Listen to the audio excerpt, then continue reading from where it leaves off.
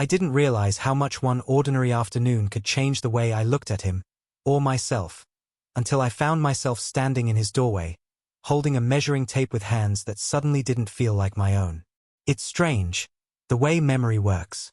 Some days blur into each other, routine swallowing everything whole. And then there are moments, quiet, almost insignificant ones, that press themselves into your mind like they were always meant to stay. That afternoon, that was one of them. I've always been the kind of person who prefers predictability. Clean lines, organized spaces, a plan for everything. Maybe that's why I took up interior design, turning chaos into something that made sense. My apartment reflected that part of me perfectly. Neutral tones, carefully chosen furniture, everything placed with intention. He was the opposite. Where I saw structure, he saw possibility. Where I hesitated, he moved without overthinking. And somehow, despite how different we were, we ended up orbiting each other's lives like it was inevitable. We met 6 months ago when he moved into the apartment next to mine. I still remember the first time I saw him. Arms full of boxes, a frustrated crease between his brows as he struggled to unlock his door. I had offered help out of instinct, not expecting much more than a polite thank you. Instead, he gave me a crooked smile and said, "You look like someone who knows what they're doing. I could use that right now." That was the beginning. Since then, he had become a constant in my routine in the most unexpected ways. Morning coffee shared over the balcony railing. Late-night conversations that stretched longer than either of us planned. Casual knocks on my door that somehow always came at the exact moment I needed distraction. And yet, despite how close we had become, there was always something unspoken sitting quietly between us. I noticed it in the small things. The way his voice softened when it was just the two of us. How his gaze lingered a second too long before he looked away. The way my chest tightened whenever he stood a little too close. Like my body knew something my mind wasn't ready to admit. But I ignored it. Or at least, I told myself I did. Because acknowledging it would mean risking everything we already had. That afternoon started like any other. I had just finished rearranging my living room, again, when I heard a knock on my door. Not hurried, not hesitant. Familiar.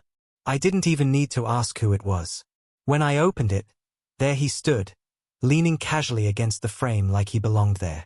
His hair was slightly messy, like he'd been running his hands through it, and there was a faint smudge of dust on his cheek. "Busy?" he asked, glancing past me into my perfectly arranged apartment. "Always," I replied, stepping aside anyway. "But not for you." He grinned at that, walking in like it was the most natural thing in the world. His presence filled the room instantly, shifting the atmosphere in a way I had never quite learned how to control. "I need your help," he said, turning to face me. "That doesn't sound new," I teased, crossing my arms. "What did you break this time?" "Nothing," he laughed, though there was something slightly different in his tone. Something lighter, but also careful. "I'm trying to build something." That caught my attention. "Trying?" I raised an eyebrow. That doesn't inspire confidence. "Hey," he pointed a finger at me, mock offense written all over his face. "That's exactly why I came to you. You're the expert." I shook my head, but I was already reaching for my tools. It had become a habit, helping him, fixing things, being the steady one when he needed it. "All right," I sighed, grabbing the measuring tape from the drawer. "What exactly am I measuring?" For a brief moment, he didn't answer. Instead, he just looked at me, not in the casual, easy way I was used to, but something quieter, something that made the air between us feel heavier than before. Then, with a small, almost hesitant smile, he said, "I guess you'll see when we get there." And for reasons I couldn't quite explain, my heart skipped in a way that didn't feel accidental at all. By the time we stepped into his apartment, I already knew this wasn't just about building something. Not because of what he said, but because of how he said it. There was a shift in him I couldn't quite define. Subtle, almost invisible to anyone else, but I had spent enough time around him to notice when something felt off. Or maybe not off, just different. His place, unlike mine, always looked like it was in the middle of becoming something. Half-finished ideas scattered around, tools left where he last used them. A chair that had clearly been moved 3 times but still hadn't found its right spot. It used to bother me. Now, it just felt like him. "You're staring again," he said, dropping a small wooden panel onto the table. "I'm assessing the damage," I replied, stepping further inside. "This place is a safety hazard." "Wow," he pressed a hand to his chest, mock hurt flashing across his face. "And here I thought you liked coming over." "I like fixing things," I corrected, though even I could hear how weak that sounded. His smile softened, just a little. "Yeah," he said quietly. "You do." That should have been a simple moment. Casual. Easy. But it lingered. Just like so many things between us. I set the measuring tape on the table, trying to ignore the way my thoughts kept circling back to that tone in his voice. "So," I cleared my throat, "what's the project?" He hesitated for half a second before turning toward the corner of the room. "Bookshelf," he said. "Or, it will be. Eventually." I followed his gaze.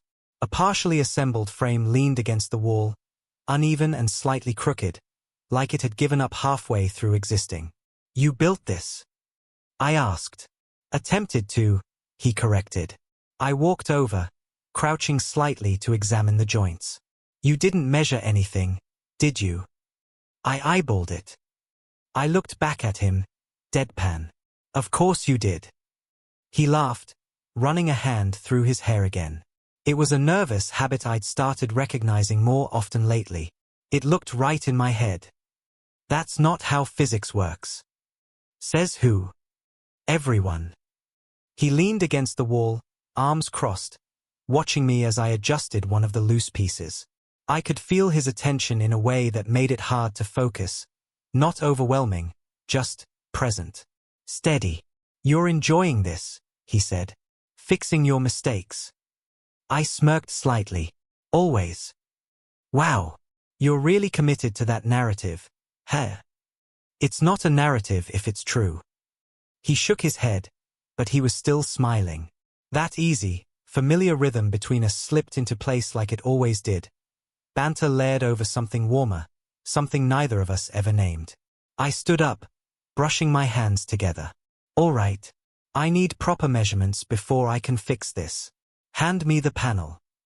He didn't move right away. Instead, he picked up the measuring tape first. "I've got it," he said. I paused. "You don't trust me with my own project," he added, raising an eyebrow. "That's exactly the problem," I replied. He stepped closer anyway, closing the distance between us in a way that felt intentional. Not sudden, not dramatic. Just enough to make me aware of how little space there actually was. "Relax," he murmured, holding the tape between us. "I'm learning." Our fingers brushed for a second as I reached for it. It wasn't the first time we'd touched. Not even close.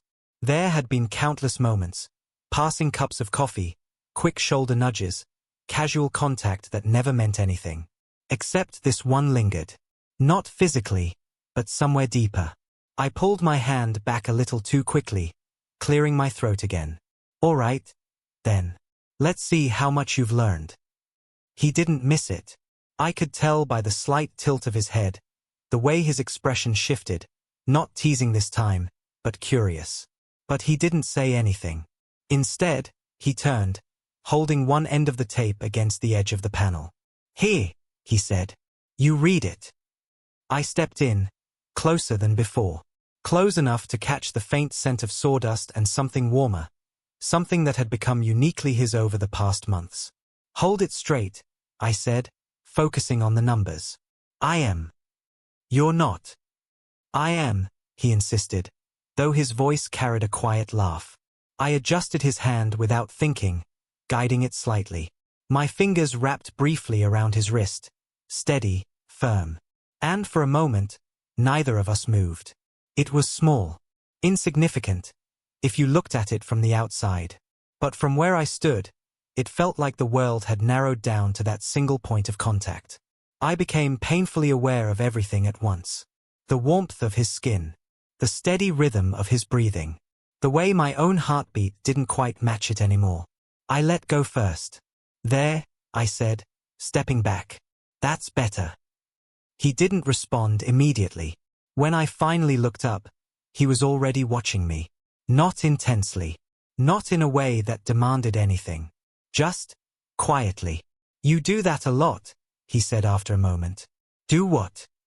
"Take over," he smiled faintly. "Like you don't even realize you're doing it." I huffed a small laugh. "Someone has to." "Yeah," he nodded slowly. "Someone does." There was something in the way he said it that made my chest tighten. Before I could respond, he looked away, breaking whatever that moment was before it could become something else. "So," he clapped his hands lightly, shifting back into something easier. "What's the verdict, expert? Can it be saved?" I exhaled quietly, grounding myself again. "Barely," I said. "But I'll need to redo most of it." "Figures." I bent down to grab another piece, but my foot caught slightly on one of the loose boards. Before I could fully lose balance, his hand was on my arm. Quick, instinctive. "Careful," he said. I froze. Not because of the stumble, but because of how naturally he held on to me afterward.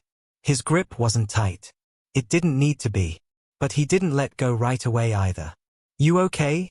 he asked, softer now. "Yeah," I nodded, though my voice came out quieter than I intended. "I'm fine." Another second passed. Then he slowly released me. "Good," he said, but there was a hint of something else in his expression, something unreadable. I turned back to the project, trying to focus, but my thoughts were already slipping somewhere I had spent months avoiding. Because moments like this were starting to happen more often. Unplanned, unspoken, unavoidable. And each time, they left behind something heavier than before. A question I wasn't ready to answer. A feeling I wasn't ready to name. And the growing, undeniable sense that whatever this was between us, it wasn't going to stay simple for much longer. If someone had asked me a week ago what the most dangerous thing about helping him with a bookshelf would be, I would have said splinters. Maybe uneven measurements. Definitely his complete disregard for instructions. I wouldn't have said this. I wouldn't have said being stuck in a confined space with him, with nowhere to step back, nowhere to redirect my thoughts, nowhere to hide from the way everything between us had started to shift. "Okay," I exhaled, crouching down to align the base properly. "If we don't fix this foundation, the whole thing is going to collapse again." "Wow," he muttered behind me. "That sounds weirdly philosophical." "It's not," I said quickly, even though it felt like it was. "It's basic structure." "Right," he hummed. "Structure." I could hear the faint smile in his voice. I ignored it. "Hold that side steady," I added, gesturing toward the opposite end. "And don't move this time." "I didn't move last time." "You absolutely did." He shifted closer, his knee brushing against mine as he crouched down. "You're exaggerating." "I'm being accurate." "Debatable." I glanced up, ready with another reply, but the words got stuck somewhere between thought and voice. Because he was closer than before. Not just physically.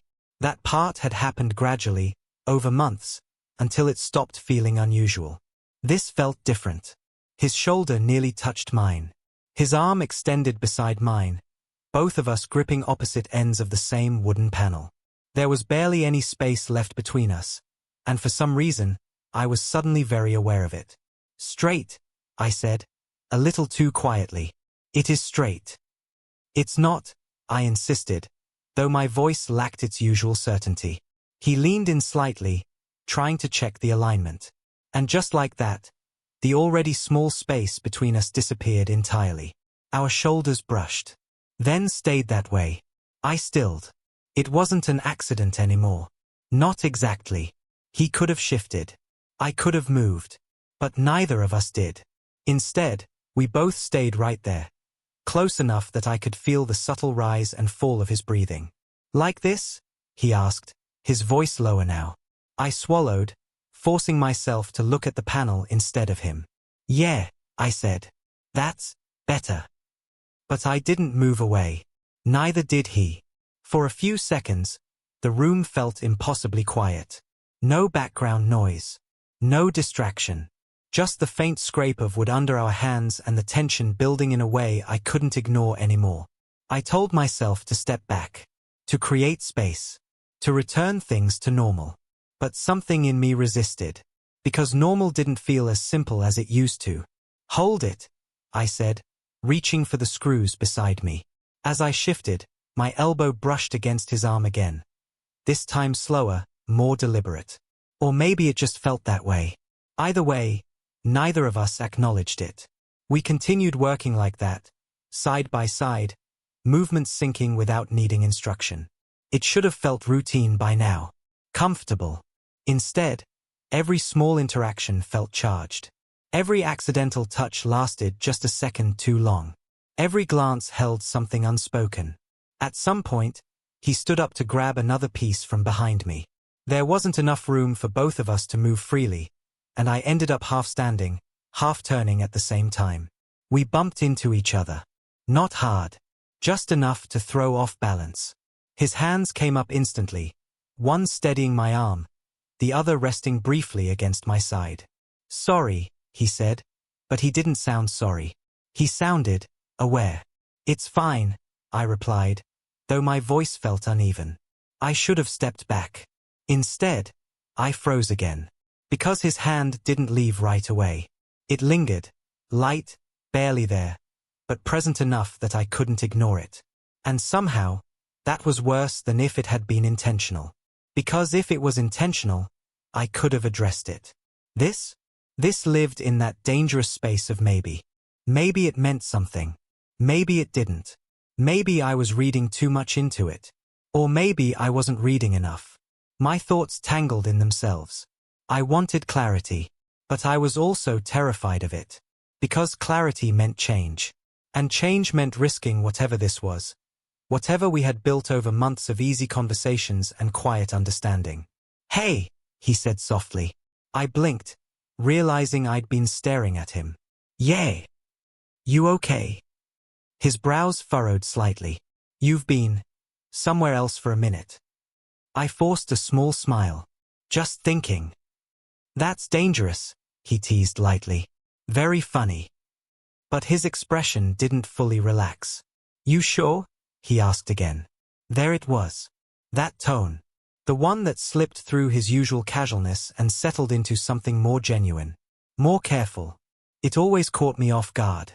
I'm fine, I said, quieter this time. He studied me for a moment longer than necessary. Then, slowly, he nodded. Okay, he said. But if you're not, you know you can. I know, I interrupted gently. And I did know. That was part of the problem. He made it easy to trust him.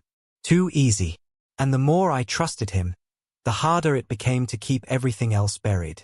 We fell into silence after that. Not uncomfortable, but heavier than before. The kind of silence that wasn't empty, but full of things neither of us knew how to say. I turned back to the bookshelf, focusing on tightening the last few screws. We're almost done, I said, more to myself than to him. Good, he replied. Because I think I'm losing feeling in my legs. I huffed a quiet laugh. That's what happens when you ignore basic ergonomics. Or when someone makes you hold the same position for 10 minutes straight. Excuses. He shifted again, stretching slightly, and this time, his shoulder brushed against mine in a slower, more deliberate way. Not accidental. Not entirely.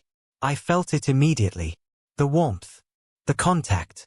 The way it sent a subtle, unwelcome awareness through me. I didn't move. Neither did he. You're really focused today, he said after a moment. I'm always focused. Not like this. I glanced at him. What does that mean? He shrugged, but his gaze didn't leave mine. I don't know. Just feels like you're trying not to think about something. My breath caught slightly. That's very specific, I said carefully. Is it wrong? I hesitated. Yes. No. Maybe. I'm just trying to finish this, I said finally. He held my gaze for another second, like he was considering pushing further. Then he exhaled quietly and looked away. "All right," he said. "We'll go with that." But I could tell he didn't fully believe me. And honestly, neither did I. Because the truth was sitting right there between us. In every glance that lasted too long. In every touch that lingered just enough to matter. In every moment where silence said more than words ever could. And the closer we got, physically, emotionally, the harder it became to pretend it wasn't there. I tightened the final screw, stepping back slightly. "Done." He stood up beside me, stretching his arms over his head before looking at the finished frame. "Not bad," he said. "Guess I picked the right person to help." "Obviously." He smiled at that, but then his expression softened again, just a little.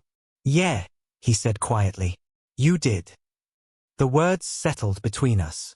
Simple, but not light.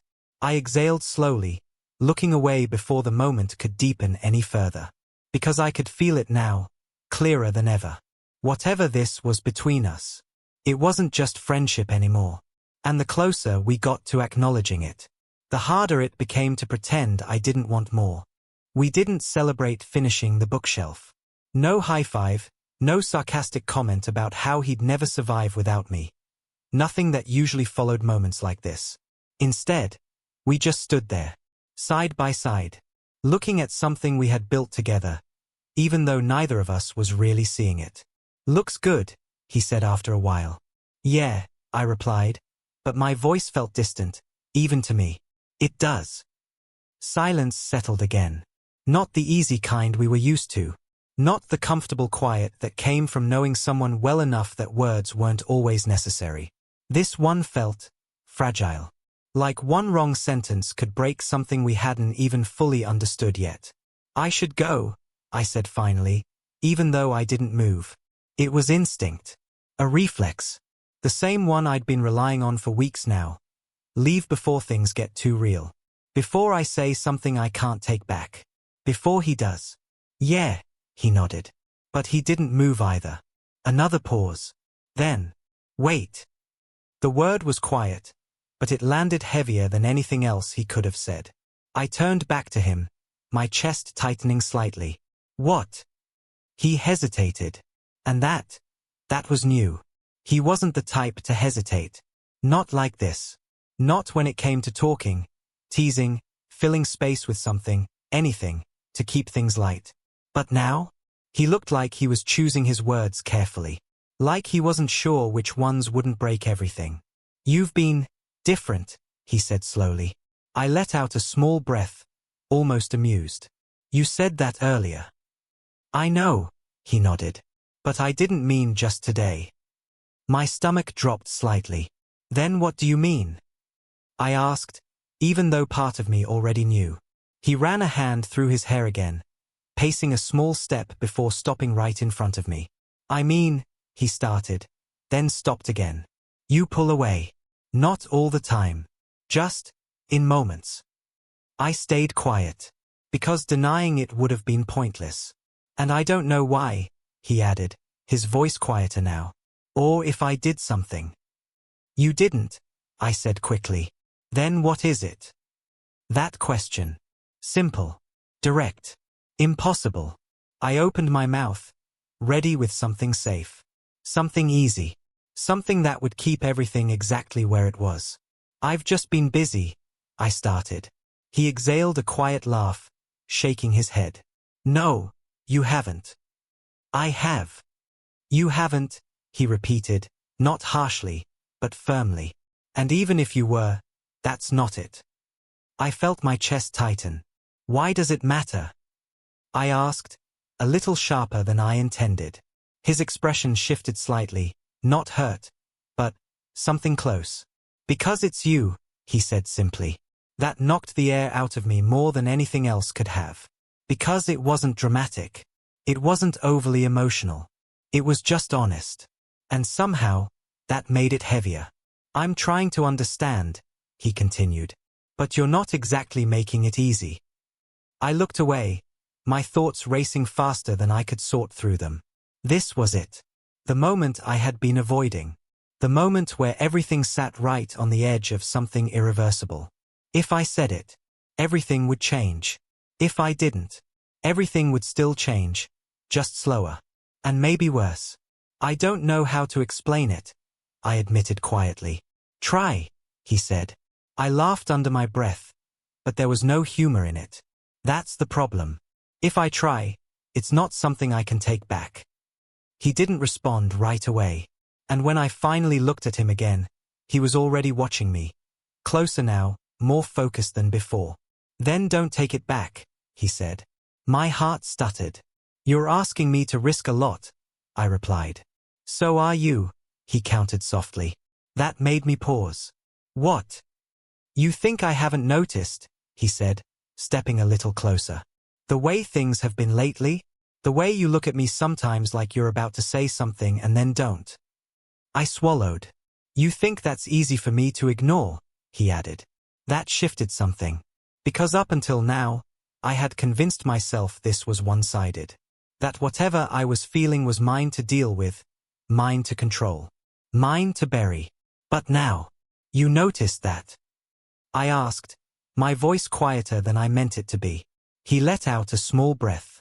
Yeah, he said. I noticed. A long silence followed. Not empty, just full of everything we had been holding back. I didn't mean for it to get like this, I admitted finally. Like what? Complicated. He smiled faintly, but there was no real lightness in it. You think this is complicated? Yes. I think it's pretty simple, he said. I shook my head. No, it's not. Then explain it to me. I hesitated again. But this time, running didn't feel like an option anymore. It's simple for you because you don't feel it the same way, I said. The moment the words left my mouth, I wanted to take them back. But it was too late. Don't do that, he said quietly. Do what? Decide how I feel without asking me. I blinked, caught off guard. I'm not. You are, he cut in, not harshly, but enough to stop me. You're assuming this is all in your head. That whatever this is, it's just you dealing with it. My chest tightened. Isn't it? I asked, barely above a whisper. He stepped closer. Close enough that I didn't have to guess anymore. No, he said. The word hit harder than anything else. I felt it settle somewhere deep, somewhere I had been carefully avoiding for weeks. You don't get to act like I haven't been feeling this too, he continued, his voice steady but softer now. Like I haven't been noticing every time you pull back. Every time you overthink something that used to be easy between us. I couldn't look away. And you don't get to decide for me that it doesn't mean anything, he added. My thoughts unraveled completely. Because this was the part one hadn't prepared for. What are you saying? I asked, even though I already felt the answer forming. He exhaled slowly, like he was finally letting go of something he'd been holding onto for just as long as I had. I'm saying, he paused, then met my gaze fully, that it's not one-sided. My breath caught. Everything in me went still. You feel it too? I asked. It sounded stupid. Obvious. But I needed to hear it. Yeah, he said. Just that. No hesitation this time. No uncertainty. Just truth. And somehow, that made everything else feel louder. The silence. The space between us. The way my heart was suddenly beating too fast for me to keep up with. Then why didn't you say anything? I asked. He let out a quiet laugh. I was waiting for you. Why me? Because you're the careful one, he said. You think things through. You don't jump into something unless you're sure. And you do. I challenged. Not always, he admitted. But with you, I didn't want to mess it up. That hit deeper than I expected. Neither did I said. Another step closer. Now there was barely any space left. But here we are, he murmured. Yeah, I exhaled. Here we are. For a moment, neither of us moved.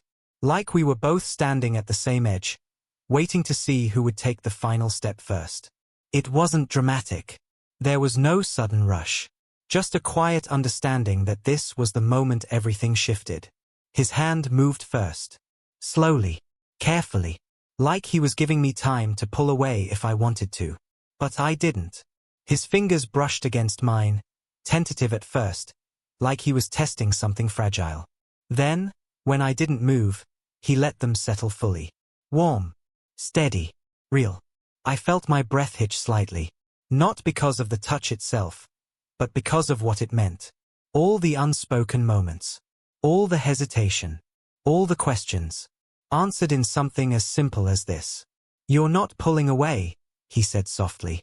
"I don't want to," I admitted. His grip tightened just slightly. Not enough to hold me in place, just enough to feel intentional. "Good," he said. Another pause. But this one felt different. Lighter. Like something had finally clicked into place. I looked up at him, and this time, there was no confusion left in his expression. No uncertainty. Just something honest. Something open. Something that mirrored exactly how I felt. "I was scared," I said quietly. "Of what?" "That I'd lose this." I gestured slightly between us. "Whatever this was." He shook his head gently. "You weren't going to lose it. You don't know that." "I do," he said. "Because I wouldn't let that happen." Something in my chest softened at that. And before I could overthink it, before I could stop myself, I leaned in. Not fast. Not rushed. Just enough to close the distance we had both been pretending was still there. He didn't hesitate. His hand shifted slightly, brushing up along my arm, grounding me in a way that made everything else fade out. And when our foreheads touched, it felt like the quietest, most certain thing in the world. We stayed like that for a second. Maybe longer. Just breathing. Just existing in something we had finally stopped denying. Then, slowly, carefully, he closed the last bit of distance. The kiss wasn't perfect. It wasn't practiced or planned. But it was real. Soft at first. Almost hesitant. Like we were both still making sure this was actually happening. Then steadier. Warmer. Everything we hadn't said finally finding its way through something simple. Something undeniable. When we pulled back, neither of us spoke right away. We didn't need to. Because for the first time since all of this started, there was nothing left unspoken between us. For a while, neither of us moved. Not because we didn't know what to do, but because, for once, there was no rush to figure it out. The space between us felt different now. Not tense. Not uncertain. Just warm. I let out a slow breath, still close enough to feel it echo between us. "So," I murmured, my voice quieter than usual, "that just happened." He huffed a soft laugh, his forehead still resting lightly against mine. "Yeah," he said. "Took us long enough." I pulled back slightly, just enough to look at him properly. There was something new in his expression. Something more open, less guarded. Like a weight had been lifted without either of us realizing how heavy it had been before. "You're not surprised?" I asked. "About us?" He tilted his head, a small smile forming. "No. I think I've been waiting for that for a while." I narrowed my eyes at him, though I couldn't hide the hint of a smile tugging at my lips. "You could have said something. And ruin your whole overthinking everything in silence process," he teased lightly. Didn't want to interrupt. I rolled my eyes, but it didn't land the way it usually did. There was no distance behind it anymore. No subtle attempt to keep things balanced. Just ease. "You're annoying," I muttered. "Yeah," he shrugged. "But you like me." I paused for a second, then exhaled softly. "Yeah," I admitted. "I do." The simplicity of it felt strange. After weeks, maybe months, of avoiding it, analyzing it, trying to label it as anything but what it was, saying it out loud felt almost surreal. But also right. He seemed to notice that shift too, because his teasing softened into something quieter. "You okay?" he asked. I nodded, though I took a moment before answering. "Yeah. Just adjusting, I guess." "To what?" I gestured faintly between us. "To not pretending anymore." He smiled at that, small, genuine. That's a good adjustment. Terrifying, I corrected. Worth it, he countered. I met his gaze again, searching for any hint of doubt. Any sign that maybe this was moving too fast, that maybe we were skipping something important. But there wasn't any. Just certainty. And something steady enough to quiet the last of my hesitation. Okay, I said softly. Yeah, worth it. Another comfortable silence settled in. But this one felt completely different from before. It wasn't filled with unsaid things. It was just full. He shifted slightly, his shoulder brushing mine again. But this time it didn't feel accidental. His hand found mine again without hesitation, fingers threading together like it was the most natural thing in the world. I glanced down at it, then back at him. You're very casual about this. What, holding your hand? He asked. Yes. He shrugged. Feels normal. I let out a quiet breath. It doesn't feel normal. Does it feel wrong? I shook my head immediately. No. Then what's the problem? I hesitated, trying to put it into words. It just feels new. New isn't bad, he said. I didn't say it was. Then stop looking at it like you're about to analyze it into something complicated. I gave him a look. You know me. That's exactly what I do. I know, he smiled. But maybe you don't have to do that this time. That idea sat with me for a moment. Not analyzing. Not overthinking. Not trying to predict every possible outcome before allowing myself to feel something. It sounded simple. But for me, it wasn't. Still, I tightened my grip on his hand slightly. Maybe, I said. His smile widened just a little, like that was enough for now. We moved over to the couch without really discussing it, settling into the same space we'd shared countless times before, but now everything felt subtly shifted. Closer. He leaned back, stretching his arm along the backrest behind me. Not quite touching, but close enough that I could feel the presence of it. You know this is going to change things, I said after a while. Yeah, he replied easily. That doesn't bother you. He turned his head slightly, looking at me like the answer should have been obvious. Does it bother you? I considered it. The honest answer? It did, I admitted. Before. And now. I looked at him, really looked this time, without holding anything back.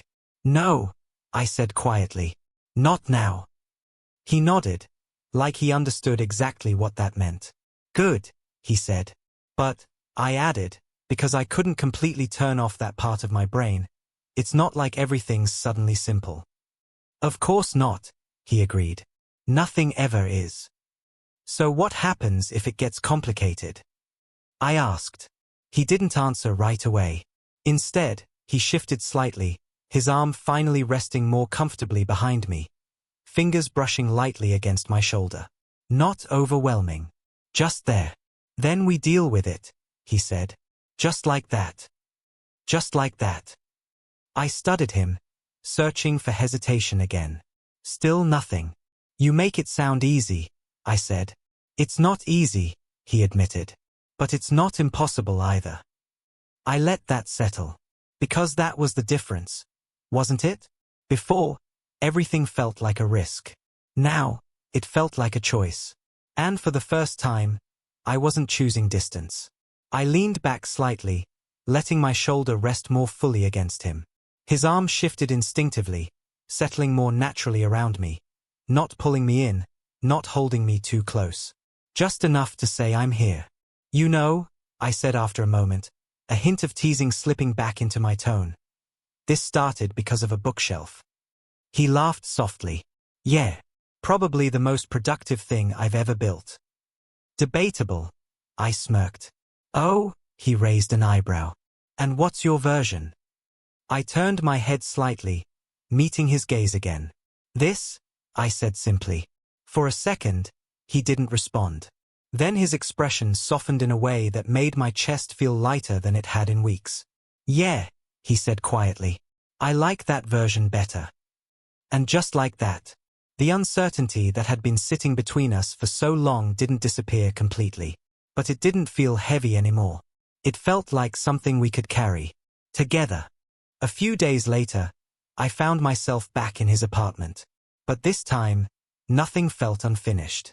The bookshelf stood against the wall, straight, steady, finally complete. It wasn't perfect. If I looked closely, I could still see tiny imperfections in the alignment, slight inconsistencies in the edges. Before, that would have bothered me. Now, it didn't.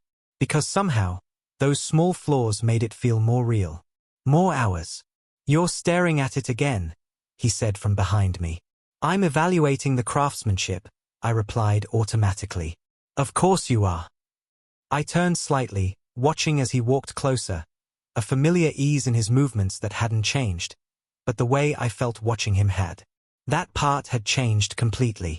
He stopped beside me, close enough that our shoulders brushed naturally, like it had always been this way. Admit it, he nudged lightly. You're impressed. I'm impressed it's still standing, I corrected. He laughed, shaking his head. You're impossible. And yet, I glanced at him, letting the words linger just a little. You keep me around. Yeah, he said softly. I do. There it was again.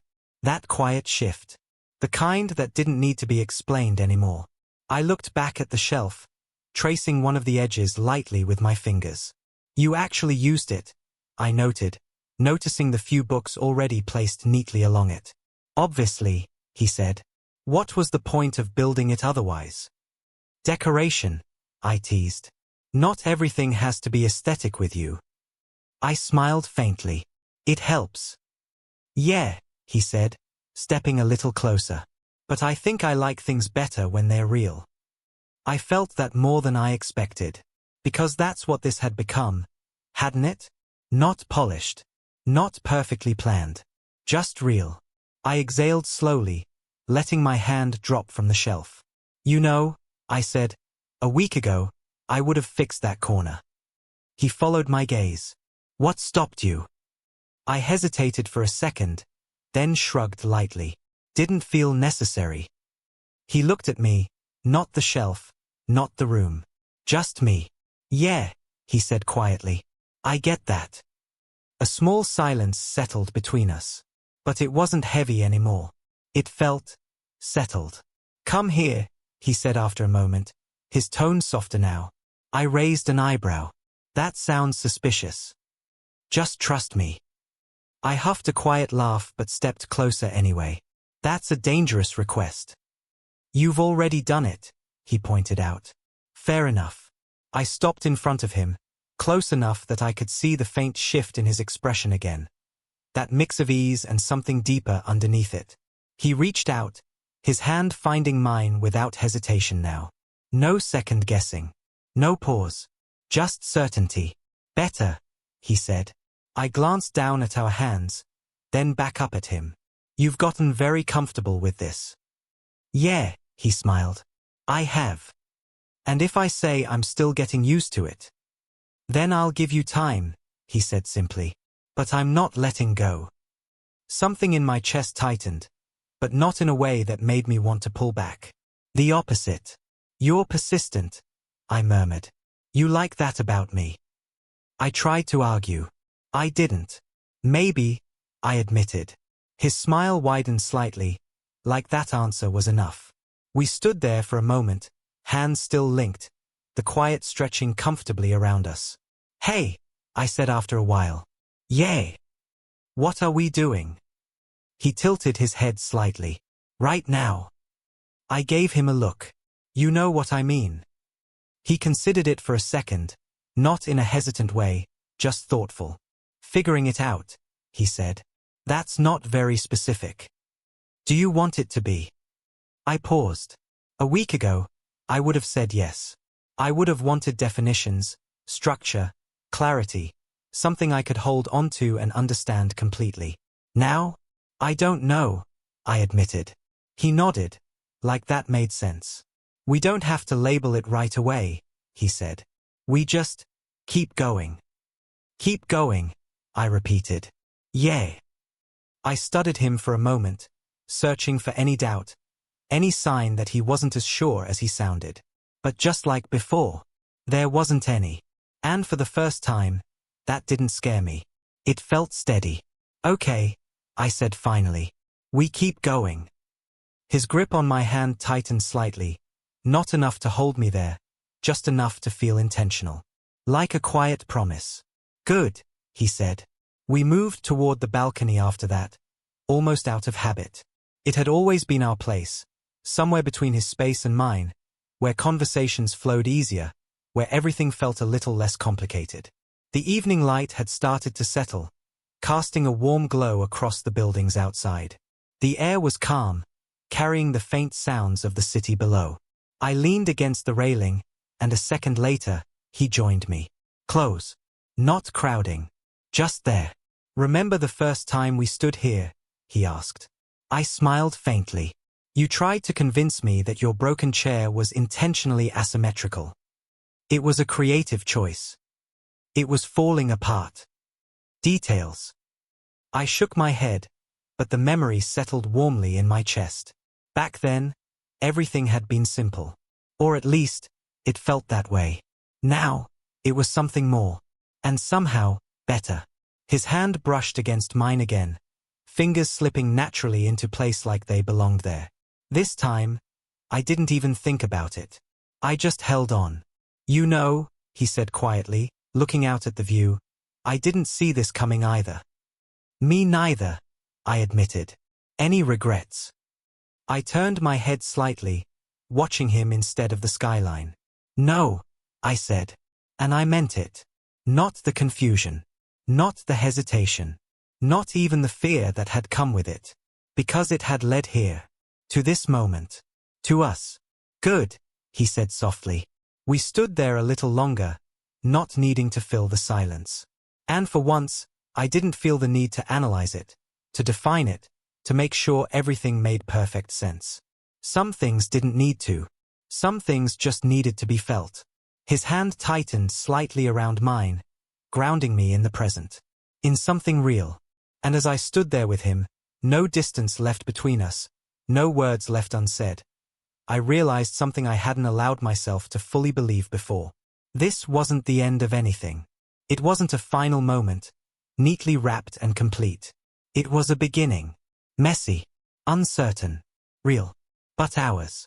And for the first time, I wasn't afraid of what came next. I was ready for it.